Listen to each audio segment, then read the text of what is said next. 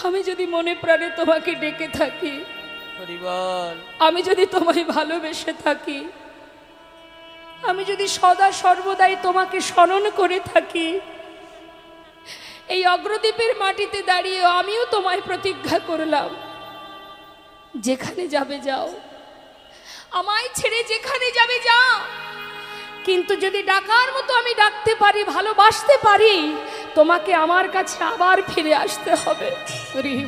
চলে যাও, আমি চাই না তোমার সঙ্গী হতে, তুমি চলে যাও, তবে তুমিও শুনে যাও, ফিরে তোমাকে আবার আসতে হবে, এক পক্ষকালের মধ্যে তোমাকে আবার ফিরে আসতে হবে।